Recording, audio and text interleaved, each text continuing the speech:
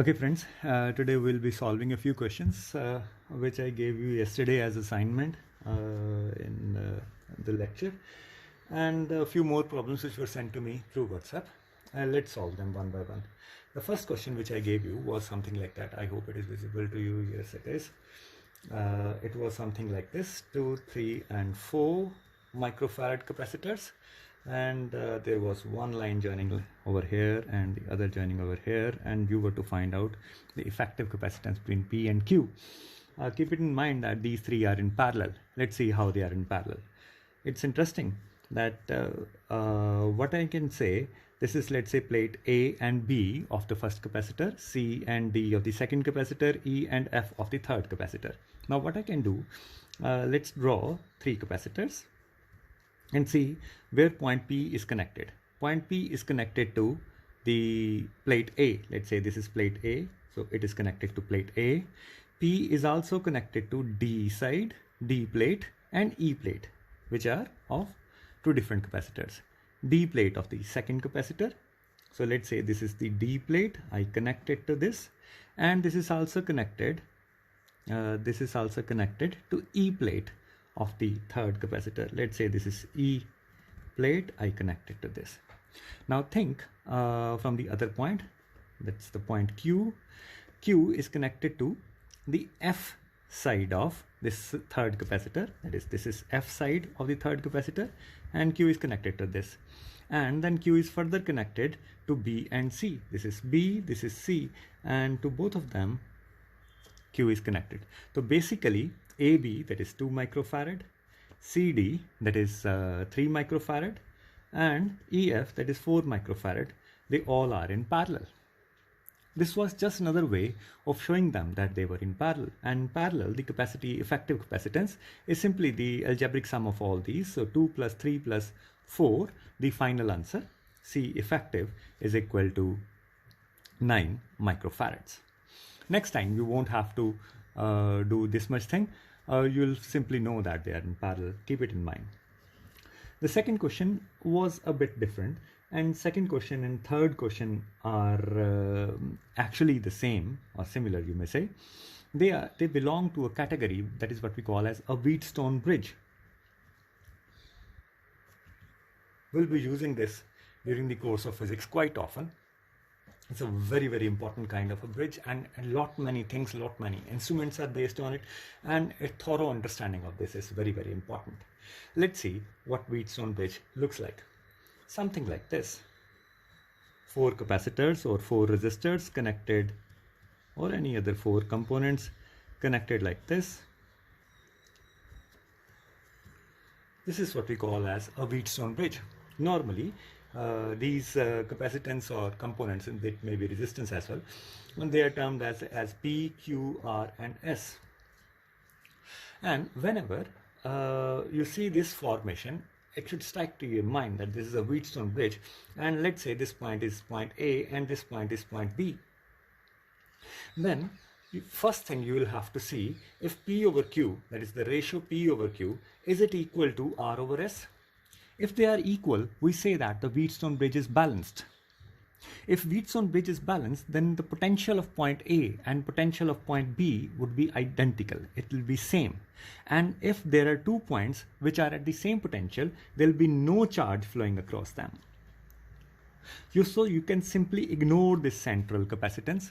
So next time you see this formation, it should immediately strike to you that it is a Wheatstone bridge, and it should be, how it should be solved? We should check for its balancing condition. That is, if P over Q is equal to R over S, just ignore the central capacitance or central resistance. And that means simply if A and B are connected or not connected, they just don't matter at all. Even if they are connected through some device, some component, no current, no charge is going to flow through these because they are at the same potential. Remember, if 2 water tanks, if they have got same water level, even if you connect them in pipe, water is not going to flow from one tank to the other. So in this case, and if it is not balanced, then there is a different approach. That's what we call as Kirchhoff's law, that we'll study later on. If the bridge is unbalanced, then how to solve it is a separate topic. I'll come to that later on. But for the time being, let's first of all go to question number 3. The question number 3 was something like this. This capacitance was 2, this was 10, this was 3, this was 1.5, this was 15, and the central one was 1.5. Look for this. 2 by 10, is it equal to 3 by 15? Yes, it is very much equal. Since it is equal, this is what I did. 2 by 10 is equal to 3 by 15. That means 1 by 5 is equal to 1 by 5. The bridge is very much balanced. It is fulfilling the condition of balancing. Therefore, the central 1.5 capacitance is ignored, and now the circuit becomes something like this. I have simply removed the central portion. Now 2 and 3 are in series, 10 and 15 are in series, and then whatever comes, they are in parallel. 2 and 3 in series becomes 6 by 5. 10 and 15 in series becomes 150 by 25. That means 6. Now 6 and 6 by 5 are in parallel. The final C effective would be simple sum of 6 and 6 by 5. Now look at question number 2. Question number 2 actually is also a Wheatstone bridge, but just represented in a different way. Look at it. These two are in series, these two are in series, and then a third one is connected between that. Look at it. This was 2, this was 4, this was 5, this was 3, this was 6. Now look at the situation. I can write it down something like this. This is point P. From point P, I draw two capacitors. One was 2, this is 2, and another, this is 4. This is 4. And what I did, then where 4 is ending, and where 2 is ending, between these 2 points, let's say I call this point as A, this point as B. Where A is ending, I am calling that A. Where 2 is ending, I am calling that B. And between A and B, there is a capacitance of 5 microfarads. This is 5. And then after B, there is a capacitance of 3 microfarad, and after A, there is a capacitance of 6 microfarads, and these two are joined to point Q. Look at it. 2 by 4 is 1 by 2. 3 by 6 is also 1 by 2. So this is again a balanced Wheatstone bridge. So you can simply ignore this central 5 microfarad. Now 2 and 3 are in series. So this becomes 2 into 3 over 2 plus 3, that is 6 by 5. And 4 and 6 are also in series. So this becomes 4 into 6. That means 24 by 10, 2.4, 2.4, 2.4 and 6 by 5. The sum of these is the effective answer. Now let's move on to the next question.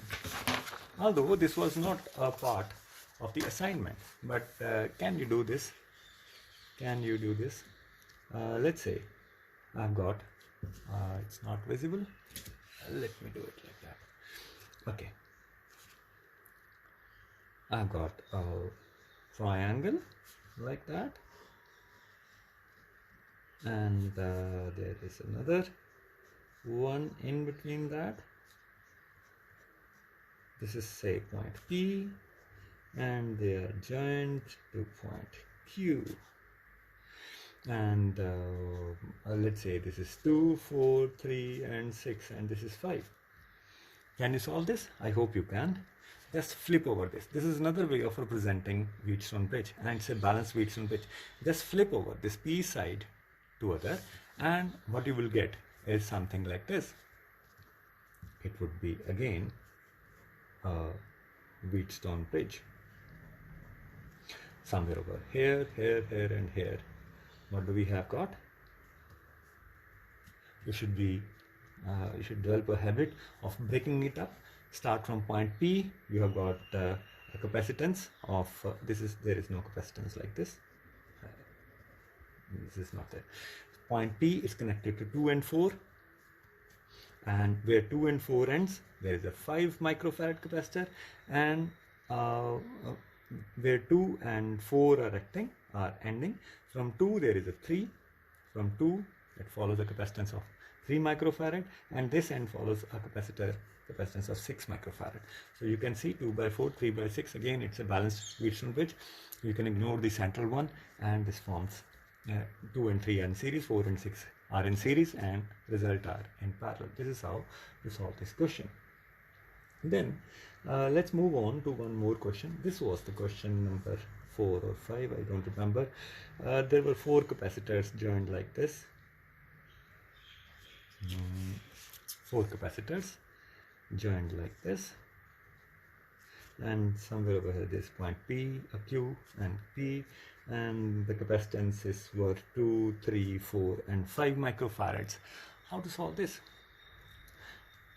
This is another way of representing that they are in parallel, because think all 4 capacitors have one plate connected to point P and other plate connected of each capacitor. Other plate of each capacitor is connected to point Q. So these are in parallel. So this is a very simple question. This was the first assignment, so I just wanted you to develop confidence.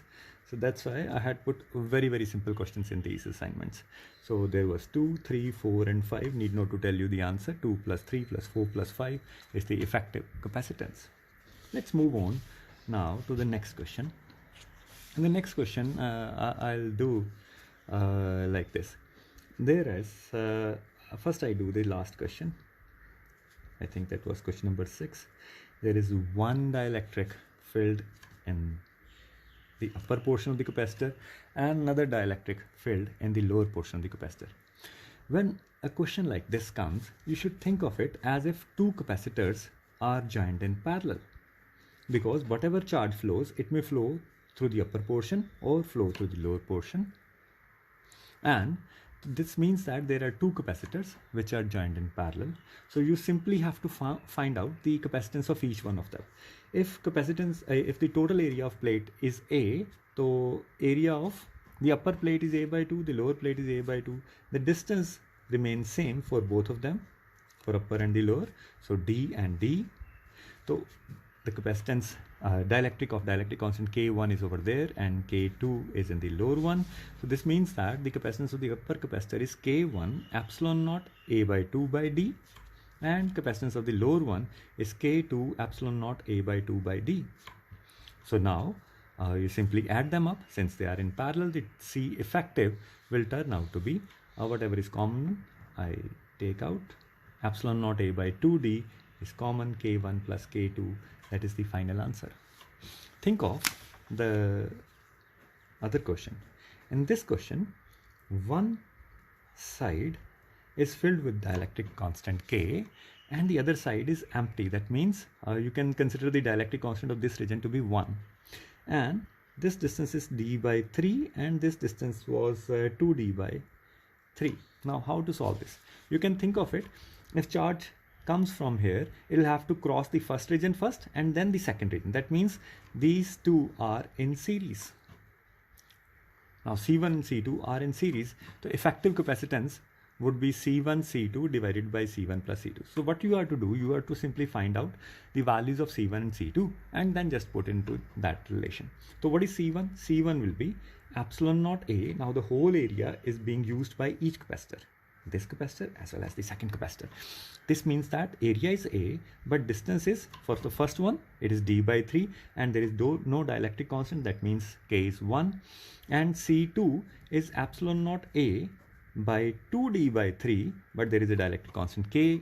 Let's put in the values in this expression for C and find out what is C. C1 into C2, that is epsilon naught A by D by 3 into it will be 3 by 2D into epsilon naught A into K divided by their sum.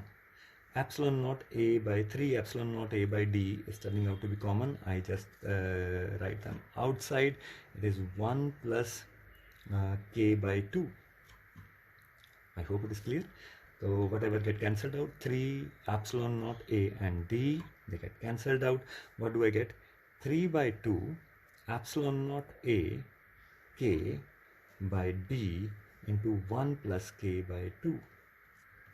I hope I have not done any algebraic mistake. In that case, that would be the answer. So now these were the simple problems which I gave you. Now once you have developed this method, you can solve any question of this sort. Let's say, let me complicate this question. Let's say there is a capacitor which has got 4 regions. I may show it like this. Let's show it like this. There is dielectric constant K1 over here, K2 over here, and K3 over here. And this region is empty. Let's say this is D by 3, this is 2D by 3, but this time the areas are not equal. Let's say the upper area is A by whatever, A by 5, and the lower region has got area 4A by 5. So that the total area is A. Oh, I hope this was not visible.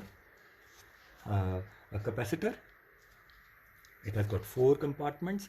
K1 filled in this region, K2 filled in this region, K3 filled in this region, and the upper capacitors have got area A by 5, and lower ones have got area 4A by 5. The distance is D by 3 and 2D by 3, so the total distance is 2 by 3.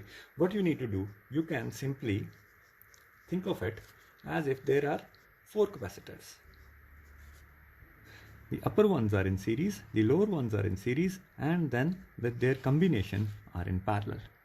You can simply find out capacitance of each capacitance and solve yourself. Now let's move on to some more problems which were sent to me through WhatsApp. Let's solve those questions.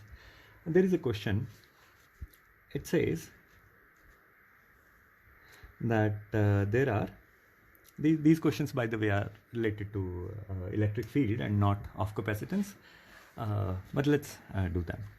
There are 2 charges Q1 and Q2 placed on the circumference of a circle such that this angle is 30 degrees and this angle is 60 degrees, and the question says that find out the ratio of Q1 and Q2 if the effective electric field is in vertical direction. Now it is very easy. If electric field is in vertical direction, that means the horizontal component of the fields is being cancelled out. So we'll just equate that. So this is the electric field, let's say E2. This is the electric field, let's say E1. Its horizontal component, if this is 60 degree, this would be, if this is 30, this would be 60 degrees. So it will be E1 cos 60. And if this is E2, so what will happen? This is 60, this is 60, that means this angle is 30 degree. So the horizontal component would be E2 cos 30 degree. So now simply equate these two. That is what I'm going to do. E2 cos 30, this is equal to E1 cos 60. So E2 would be K times Q2 divided by 4 pi epsilon naught R square. R is the radius of the circle. That into cos 30, which is under root 3 by 2, that should be equal to E1, which is K times Q1 by 4 pi epsilon naught R square, and cos 60 is 1 by 2, whatever get cancelled out, most of these components would get cancelled out, not Q1 and Q2, sorry for that. This 2 also get cancelled out, K also get cancelled out. Q2 into under root 3 is equal to Q1, so that means Q1 by Q2 is equal to under root 3, that should be the answer, under root 3 by 1 probably. Okay. Let's move on to one more question which has been sent to me through WhatsApp. This question says that a pendulum is suspended in horizontal electric field such that the horizontal electric field is given to be 20 into 10 raised to the power 3 volt per meter. Newton per coulomb or volt per meter are identical to each other, and the charge on this pendulum was given to be 39.2 into 10 raised to the power minus 10 coulombs, and the mass of this bob is 8 milligrams. So what is the weight? Weight is mg, that will be 8 into 10 raised to the power minus 6 kilograms into, this is milligram, but there are 1000 grams in a kilogram, so that means there will be 2 times a factor of 10 raised to the minus 3. So 8 into 10 raised to the minus 6 into 9.8. This is the vertical force. Now it says find out the angle it will make in equilibrium with the vertical. So it is easy. The resultant of these two must be acting in this direction. Let's say that angle is beta. Let's say that. If this is beta, then what is tangent beta? Tangent beta will be perpendicular over base, that means the vertical force, divided by QE, the horizontal force. Oh, I wanted it an angle with the vertical. So if this is vertical, it will get reversed. If this is vertical, I'm sorry for that, angle with the vertical. This I'll find out angle with the horizontal, what I was doing. If this is beta, then it'll become, if this is the angle, the side opposite to it is the perpendicular. So this will be Q into E divided by M into G. Q into E divided by M into G, and you can simply solve it out. It'll give you tangent beta. This is equal to Q is given to be 39.2 into 10 is to the power minus 10 into E is 20 to 10 is to the power 3 whole divided by mg 8 into 10 is to the power minus 6 into 9.8. I can see things getting cancelled out. This 9.8 and 39. This will get cancelled out by a factor of 4. This will get cancelled out with a factor of 2, and this will become 10. Now there are 3 powers over here and 1 power over here. That means 4 powers of 10, and there is 10 is a minus 10. That means that remaining thing is 10 is a minus 6, and that will get cancelled out with this 10 is a minus 6. You will get it 1. So beta is equal to 45 degrees. That is the answer. Let's move on to the next question. Next question was easy actually. It shouldn't have been a problem. It should not have been a problem. Let's see what this problem was. This problem was easy actually. The electric field is existing in the horizontal direction, and you are to find out this electric field. A body is moved, a charge of 0.2 coulombs. A charge of 0.2 coulombs is moved in a direction making an angle 60 degree with the x-axis or horizontal direction, you may say, and it says that the total work done is 4 joules, and the question asks you to find out electric field. Now work done is basically Fs cos theta. So F is Q into E into displacement to cos 60. Q is given to be 0.2. Electric field we wish to find out. Work done is 4. Displacement is 2. Cos 60 is 1 by 2. This gets cancelled out. E is equal to 4 by 0.2. I think it'll become 40 by 2. This is 20 Newton per coulomb. That should be the answer. Let's move on to the next question. This question I have already dealt with actually during my lectures, but if it's a problem, no problem, I'll solve it again for you. There is a hexagon, and it says out of its 6 corners, the 5 of them have got a charge Q. It's a regular hexagon. Let's say this point is A, B, C, D, E and F. The F point is empty, and you wish to find out the sides are the distance of, since it's a regular hexagon, distance of center of the hexagon from the corners would be same. Let's say I call that A. Now this question may seem like as if you wish to find out electric field due to these 5 charges, but actually no. The first, the raw approach would be that you find out electric field due to the charge A, charge B, charge C, charge D, charge E, and then take out their vector sums to find out the final resultant formula. But you can do it with the help of a trick. Think of a situation had there been all 6 charges placed over here. The problem is symmetric, need not to tell you that electric field would be 0. The net electric field at the center would be 0 had there been 6 charges at all the 6 corners. So what you can do, instead of solving for these 5, let's say electric field due to first, due to second, due to third, due to fourth, due to fifth, and due to 6th charges, that should be a 0 vector. That means if you wish to find out electric field due to these 5 charges, so that would be simply, or you may say, if you wish to find out electric field due to E1 plus so on up to E5 due to these 5, that is simply equal to minus E6. So there is no need to calculate electric field due to these 5. Rather, you should find out electric field due to the 6th hypothetical charge which we placed over here. That means had there been a charge over here, what would have been its electric field? Due to this charge only, the electric field would have been in this direction. This distance is A, charge is Q. The electric field should have been 1 by 4 pi epsilon naught Q by A square. But that would have been that electric field would have been in the direction from F to O. But electric field due to the remaining 5 charges should be opposite to this. That means the electric field due to all these 5 charges is in the direction from O towards F, and the magnitude is this much, and that is the answer. 1 by 4 pi epsilon naught Q by A square along OF.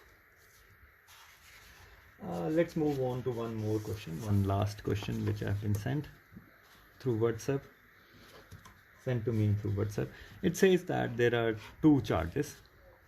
One charge is minus Q placed at there is only one charge actually, sorry.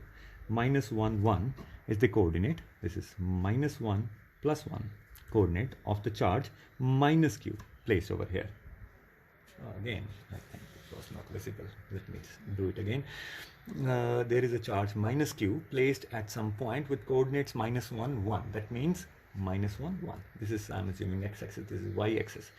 And the question says, what is the unit vector along the electric field? Unit vector along the electric field at a point 2 minus 1, somewhere over here. This is 2 minus 1, 2 and then minus 1. You wish to find out electric field at this point. Unit vector along the electric field at this point. So obviously, whenever you wish to find out electric field, you put a plus test charge over there and see in which direction will it move. It will move in this direction. That means electric field is, if this point is A, this point is B, electric field is from B towards A. We don't want to find out electric field. We just want to find out the unit vector along the electric field. So simply find out this vector BA and then divide it with its magnitude. You will get the unit vector. So what is vector BA? Vector BA, it can be solved very easily. This is 2i cap minus 1i cap. That means 3i cap. And then minus 1 will become minus 1 minus 1, that will become, oh sorry, I need to do it from final minus initial. So minus 1 minus 2, it is minus 3i cap, and then 1 minus minus 1, this is plus 2j cap. Its magnitude would be 9 plus 4 under the root, that's under root 13. The unit vector would be minus 3i cap plus 2j cap divided by under root 13. That should have been the answer. So thank you. These were the problems. I hope you will try more of them. These are the very, very fundamental kind of problems, especially in capacitance, which I gave you. We'll be solving the hard ones in the coming lectures. Thank you.